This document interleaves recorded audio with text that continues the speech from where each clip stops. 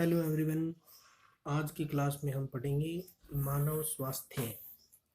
तो मानव स्वास्थ्य में सबसे पहला पॉइंट है पीने योग्य जल के गुण और पीने योग्य जल के दुष्प्रभाव। तो मानव स्वास्थ्य और मानव स्वास्थ्य में आपका पॉइंट है पहला, जो हमारा पीने योग्य जल है उसके स्रोत क्या है। पीने योग्य जल के स्रोत, पीने योग्य जल जो है वो हमें कहाँ से मिलता है। तो पीने योग्य जल हमें नदी, झील, भूमिगत स्रोत यानी जमीन के अंदर से तथा वर्षा आदि इसके क्या है, मुख्य स्रोत हैं। नदी, झील, भूमिगत स्रोत तथा वर्षा आदि इसके क्या हैं, मुख्य स्रोत हैं। हमारे पीने योग्य जल का लगभग सारा भाग इन्हीं स्रोतों से हमें प्राप्त होता है। लेकिन हम इस जल को पीने के साथ, घर के काम के साथ उपयोग लेते हैं, साथ ही साथ इन्हें प्रदूषित भी करते हैं। इसके स्रोतों को भी प्रदूषित करते हैं और जल को भी प्रदूषित करते हैं। जल का प्रदूषण उद्योग, कृषि, खनन कार्यों, दैनिक जीवन के हमारे कार्य, इन सब से जल का क्या होता है, प्रदूषण होता है। ये सब कार्य क्या करते हैं, जल का प्रदूषण करते हैं। अब बात करते हैं जल के महत्व पर। जल का महत्व, तो जल का हमारे दैनिक जीवन में बहुत महत्व है, क्योंकि जल ही जीवन है। ऐसी कहावत बिल्कुल सही है। जल के बिना हम किसी भी कार्य की कल्पना नहीं कर सकते। जल हमारे विभिन्न कार्यों जैसे कृषि के लिए आवश्यक है, नहाने, कपड़े धोने, बर्तन धोने आदि जैसे दैनिक कार्यों के लिए ज़रूरी है। और पीने के लिए जल का उपयोग किया जाता है। इसके अलावा उद्योगों में जल का उपयोग होता है। विभिन्न प्रकार के खाद्य पदार्थों के निर्माण में इसका उपयोग होता है। तो इस प्रकार कोई भी क्षेत्र ऐसा संभव नहीं प्रतीत होता है जहाँ पर जल का उपयोग ना हो। तो ये हमारे दैनिक जीवन में जल का बहुत महत्व है। साथ ही साथ जल के महत्व को हमारे स्वास्थ्य से अगर रिलेट करें तब भी हम देखते हैं कि अगर कोई व्यक्ति दिन में लगभग 8 गिलास पानी पीता है, लगभग 8 गिलास पानी पीता है, तो वह अनेक प्रकार की स्वास्थ्य संबंधी समस्याओं से दूर रहता है। उसमें रोग प्रतिरोधक क्षमता का विकास होता है। रोग प्रतिरोधक क्षमता का विकास होता है जिससे वह खांसी जुकाम जैसे सामान्य बीमारियों से दूर रहता है। उसमें मोटापा नहीं होता है, रक्तचाप की समस्या दूर हो जाती है, फेफड़ों संबंधी बीमारियां नहीं होती हैं, पाचन उसका एकदम स्वस्थ रहता है। क्योंकि पानी जो है, 8 गिलास पानी आप पियोगे, यह शरीर में रेशों की मात्रा, रेशे जो है आहारी रेशे यानी जो पाचन को सुदृढ़ बनाते हैं, उनकी मात्रा बढ़ा देता है और पाचन जो है वो आपका एकदम सही होता है। तो जिससे पेट संबंधी बीमारियां नहीं रहती हैं। तो जल का हमारे घरेलू कार्यों के साथ साथ स्वास्थ्य के अंदर भी बहुत महत्व है। तो अब हम देखते हैं कि पीने योग्य जल के क्या क्या गुण हैं। पीने योग्य जल के गुण, तो पीने योग्य जल जो होगा उसके गुण इस प्रकार हैं। पहला, उसमें आंखों से दिखने वाला कचरा, दिखने वाला या आंखों से दिखाई देने वाला कचरा ना हो।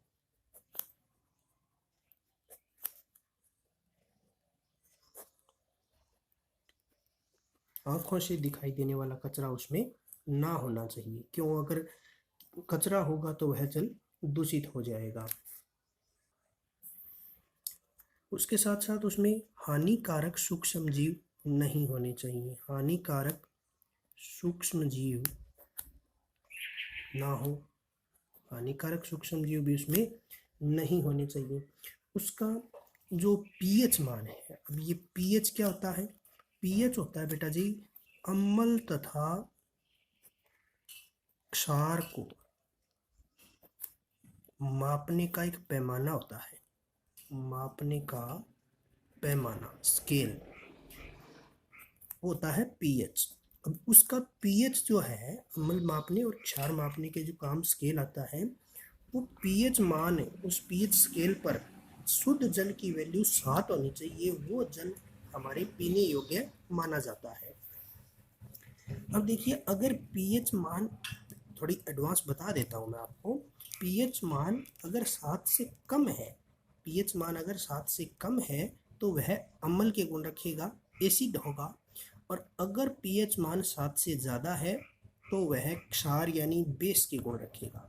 और ये दोनों ही गुण हमारे स्वास्थ्य के लिए अच्छे नहीं हैं, इसलिए यहाँ पर कहा गया कि जल का पीएच 7 हो, या यूं भी कह सकते हैं जल का पीएच संतुलित हो। अगर आपको ये पर्टिकुलर मान याद ना रहे तो आप लिख भी सकते हैं जल का पीएच क्या हो, संतुलित हो। तीसरा जो है, अगला जो पॉइंट है उसमें है कि जल में पर्याप्त मात्रा में ऑक्सीजन घुली रहनी चाहिए, जल में पर्याप्त मात्रा में ऑक्सीजन घुली हो, पर्याप्त मात्रा में ऑक्सीजन जो है उसमें घुली रहनी चाहिए। अगर ऑक्सीजन घुली रहेगी तो हमारे स्वास्थ्य में वह अच्छा प्रभाव दिखाएगी। तो आपने देखा कि पीने योग्य जल के गुण कौन कौन से हैं, तो आपको पॉइंट बना करके लिखने हैं। आंखों से दिखाई देने वाला कचरा या वनस्पति के कण ना हो, हानिकारक सूक्ष्म जीव ना हो, जल का पीएच संतुलित हो, जल में पर्याप्त मात्रा में ऑक्सीजन घुली हो। ये आपके पास में 4 पॉइंट हो गए। छोटा प्रश्न बन जाता है 2 नंबर के लिए, पीने योग्य जल के गुण लिखिए, तो आप ये सभी गुण लिख दें। आगे है, दूषित जल को सेवन करने से क्या दुष्प्रभाव है। दूषित जल के सेवन से दुष्प्रभाव, तो सामान्य सी बात है कि दूषित जल से जो सेवन है उससे तो दुष्प्रभाव ही होंगे, कोई फायदा तो होगा ही नहीं। तो इससे आप लिख सकते हो अनेक प्रकार के रोग फैल सकते हैं। इससे हमारे शरीर में जो प्रोटोजोआ है, बैक्टीरिया है, वायरस है, उनका प्रवेश हो सकता है जो कि हमारे शरीर को रोगग्रस्त कर सकते हैं। और दूषित जल से हैजा, पेचिस, है ना, इस प्रकार की बीमारियां, डायरिया, डायरिया यानी दस्त लगना, डायरिया, इस प्रकार की बीमारियां जो है दूषित जल के सेवन से हो सकती हैं। तो 1 नंबर का क्वेश्चन ये बन सकता है यहाँ से कि दूषित जल से कौन कौन सी बीमारियां हो सकती हैं, तो हैजा, पेचिस, डायरिया, इस प्रकार की बीमारियां हो सकती हैं। और गंदे पानी से अनेक प्रकार के संक्रामक रोग भी हो सकते हैं, जैसे कि टाइफाइड बुखार है, पीलिया है, और पुराने समय में एक रोग था बाला या नारू रोग, बाला या नारू रोग। तो ये रोग में क्या होता था, व्यक्ति के किसी भी शरीर के हाथ या पैर भाग पर के एक फुंसी निकलती थी और उस फुंसी में से लगभग 1 मीटर लंबी धागे जैसी एक संरचना निकलती थी। आपने 8th क्लास में इसके बारे में पढ़ा भी है। 1 मीटर लंबी धागे जैसी संरचना निकलती थी और बहुत ही असहनीय दर्द होता था। इस कारण ये बहुत ही खतरनाक बीमारी थी और ये दूषित जल के सेवन से फैलती थी। इसलिए इसको नारू उन्मूलन कार्यक्रम, नाम याद रख लेना है आपको, नारू उन्मूलन कार्यक्रम के तहत इसका निवारण किया गया। और सन 2000 के बाद में इसका कोई भी रोगी सामने नहीं आया है, मतलब हमारे देश से ये जो पाला या नारू रोग है इसको मुक्त कर दिया गया है। लेकिन फिर भी हमें इससे बचने की ज़रूरत है। पानी को, दूषित जल का सेवन नहीं करना चाहिए, उबाल कर, छान कर, ठंडा करके पीना चाहिए। इस प्रकार की सावधानियां हमें रखनी चाहिए। और ये बाला या नारू रोग जो है, इसके ऊपर एक प्रश्न और है कि बाला या नारू रोग का जनक कौन है। ठीक है, तो जनक इसका जो है एक मादा कृमि है, कृमि होता है वोम कीड़ा। ठीक है, और उसका नाम है ड्रेकनकुलस मेडिनेंसिस। मेडिनेंसिस, ये आप याद रखेंगे कन्फर्मली, आपको एकदम डिट्टो नाम याद रखना है। ड्रेकनकुलस मेडिनेंसिस नामक मादा कृमि से बाला या नारू रोग जो है फैलता है। ठीक है, बाला या नारू रोग का जनक याद रख लेना है आपको। ये जो मादा कृमि है, बाला या नारू रोग का जनक जो है, ये अपना पोषण और विकास ये तो करता है मानव शरीर में, पोषण और विकास ये तो करेगा मानव शरीर में, और जो अंडे देने का काम है वो मानव शरीर के बाहर, मानव शरीर के बाहर कहाँ पर, जल में अंडे देता है। अब वो जल जहाँ पर इसने अंडे दिए वो संदूषित हो गया है, प्रदूषित हो गया है, और उस जल का सेवन जो भी व्यक्ति करेगा वे अंडे उस व्यक्ति के शरीर में चले जाएंगे, जहाँ पर ये जीव पोषण और विकास करेगा और फिर उसके शरीर से बाहर निकलेगा। इसी कंडीशन को बाला या नारू रोग कहते हैं। तो ये फिलहाल तो उन्मूलन हो चुका है, इसका खत्म हो चुका है, लेकिन फिर भी हमें ध्यान रखने की ज़रूरत है। नेक्स्ट है जल का बचाव कैसे हो। जल का बचाव कैसे हो, जल जो है वो संदूषित होने से किस प्रकार बचाया जा सकता है। जल का बचाव करने के लिए हमें एक तो लोगों में जागरूकता लानी होगी, जागरूकता जल के प्रति लाएंगे जिससे जो लोग जल को प्रदूषित कर रहे हैं वो ना करें। दूसरा, हमें जल के जो स्रोत हैं उन पर नहाना, कपड़े धोना ये मना करना होगा। नहाना और कपड़े धोना ये जो कार्य हैं ये मना करना होगा।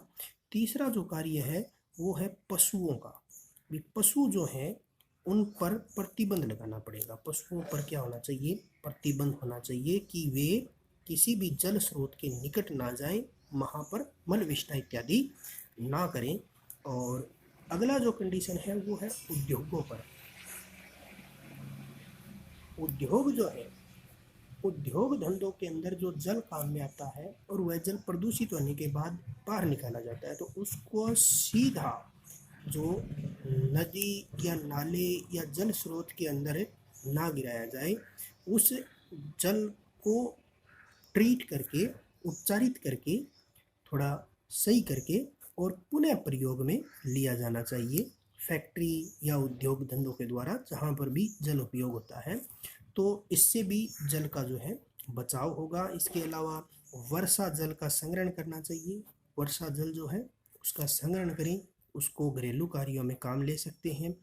वर्षा जल संग्रहण, तो ये इस प्रकार की विधियां हैं जिससे जल जो है उसका बचाव कर सकते हैं। अगला है मोटापा। मानव स्वास्थ्य की बात कर रहे हैं और मानव स्वास्थ्य में अगला पॉइंट है पीने योग्य जल के बाद में मोटापा। तो मोटापा क्या है, मोटापा वह स्थिति है, मोटापा वह स्थिति है जब शरीर पर वसा या चर्बी इस प्रकार जमा हो जाए, इस प्रकार जमा हो जाए कि वह शरीर को हानि पहुंचाने लगे, हानि पहुंचाने लगे, तो ये क्या होगी, मोटापा कहलाएगा। ठीक है, तो मोटापे की स्थिति के बारे में आपने देख लिया। मोटापा वह स्थिति है जब वसा या चर्बी शरीर पर इस प्रकार जमा हो जाए कि वह शरीर पर हानिकारक प्रभाव डालने लगे, शरीर को हानि पहुंचाने लगे, तो इसी की स्थिति को क्या कहते हैं, मोटापा कहते हैं। मोटापा जो है वह अनेक रोगों को जन्म देता है, अनेक रोगों को क्या करता है, जन्म देता है। जैसे रक्तचाप, बीपी की समस्या, उच्च रक्तचाप, निम्न रक्तचाप यानी हाई बीपी, लो बीपी, पहली। दूसरी, जोड़ों के दर्द, जोड़ों के दर्द में आता है कमर दर्द, जोड़ों के दर्द, कमर दर्द, घुटनों का दर्द, हाथ पैर का दर्द। इस प्रकार के दर्द जो हैं वो सभी प्रकार के दर्द मोटापे के कारण हो सकते हैं। जैसे एक नाम दिया हुआ है आपके, अस्थि संध्यार्थी। अस्थि संध्यार्थी का मतलब होता है ओस्टियो ऑर्थराइटिस, ओस्टियो ऑर्थराइटिस, ये है अस्थि संध्यार्थी। इसके अंदर घुटनों का जो जोड़ है उनमें दर्द होने लगता है। इसके अलावा जैसे निद्राकालीन श्वास समस्या, निद्राकालीन श्वास समस्या मतलब सोते समय सांस लेने में दिक्कत होना, निद्राकालीन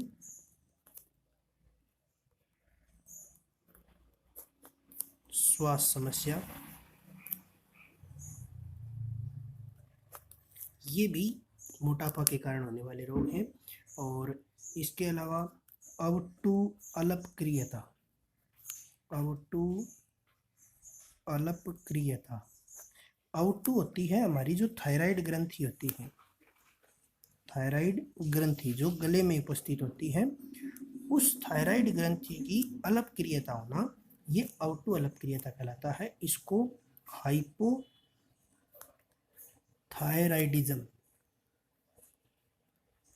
हाइपोथायराइडिज्म रोग कहा जाता है, अवटु अल्पक्रियता। ठीक है, तो ये मोटापे के कारण होने वाले रोग हैं। ये रोगों की एक बहुत छोटी लिस्ट है। इसके अलावा बहुत अन्य रोग हैं जो मोटापे के कारण होते हैं। तो मोटापे को नापने का तरीका क्या है? मोटापे को नापा जाता है BMI से। BMI की फुल फॉर्म है body mass index, body mass index.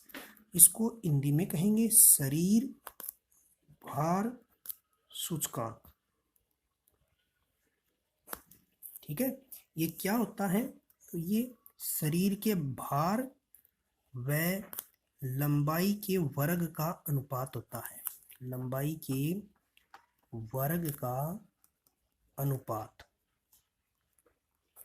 शरीर के भार व लंबाई के वर्ग का अनुपात होता है, इसे BMI कहते हैं। भार आपको लेना होता है किलोग्राम में और लंबाई इसमें ली जाएगी मीटर में। ठीक है, भार किलोग्राम में और लंबाई मीटर में ली जाती है। अगर BMI का मान 18 से कम आता है, यानी यह अनुपात अगर 18 से कम आता है तो वह व्यक्ति अंडरवेट होता है। अंडरवेट का मतलब उसका वजन जो है कम है, वह शरीर से दुर्बल है। अगर 18 से 25 के बीच आता है, 18 से 25 के बीच आता है तो उसका शरीर जो है वो सामान्य है। अगर 25 से 30 तक आता है, 25 से 30 तक आता है तो उसकी स्थिति मोटापे की है, वह मोटा है व्यक्ति। और अगर स्थिति 30 से ऊपर चली जाती है, 30 से भी अधिक है, तो वह व्यक्ति अति जो है मोटापे की स्थिति में आता है। अति मोटापे की स्थिति में व्यक्ति को हृदय रोग यानी हार्ट अटैक जैसी संभावनाएं हो सकती हैं 30 से अधिक BMI होने पर। आज हमने मोटापे का और जल से संबंधित टॉपिक पढ़ा है। आज के लिए इतना ही, बाकी अगली क्लास में।